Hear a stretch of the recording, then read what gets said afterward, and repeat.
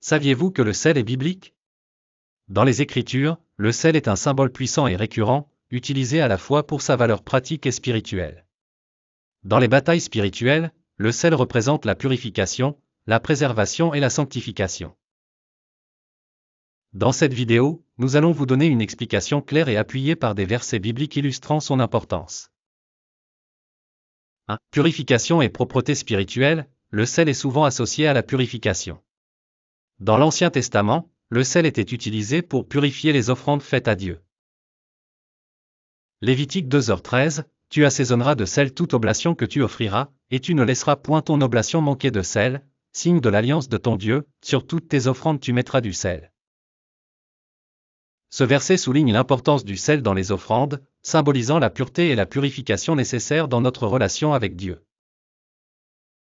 2. Préservation et fidélité, le sel est également un symbole de préservation. De la même manière que le sel préserve les aliments, il symbolise la fidélité et la pérennité de l'alliance de Dieu avec son peuple.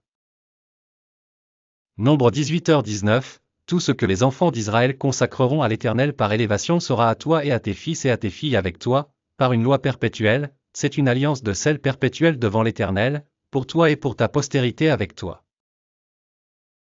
Ce passage montre que l'alliance de sel est une alliance éternelle et incorruptible, comme le sel préserve les choses de la corruption. 3. Guérison et restauration, le sel est également utilisé pour la guérison et la restauration, symbolisant ainsi le pouvoir de Dieu de restaurer et de guérir son peuple. 2 Rois 2h21, il alla vers la source des eaux, il y jeta du sel et dit, ainsi parle l'Éternel, j'assainis ces eaux, il n'en proviendra plus ni mort, ni stérilité. Le prophète Élisée utilise le sel pour purifier les eaux malsaines, démontrant ainsi le pouvoir restaurateur et purificateur de Dieu dans nos vies. 4. Influence spirituelle et témoignage, dans le Nouveau Testament, Jésus enseigne à ses disciples à être le « sel de la terre », ce qui signifie être une influence positive et purificatrice dans le monde. Matthieu 5h13, vous êtes le sel de la terre. Mais si le sel perd sa saveur, avec quoi la lui rendra-t-on? Il ne sert plus qu'à être jeté dehors, et foulé aux pieds par les hommes. En étant le sel de la terre, les croyants sont appelés à préserver la justice et la vérité, et à exercer une influence purificatrice dans une société souvent corrompue.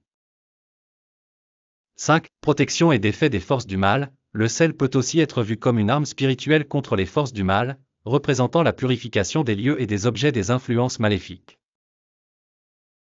Marc 9, 49-50, car tout homme sera salé de feu.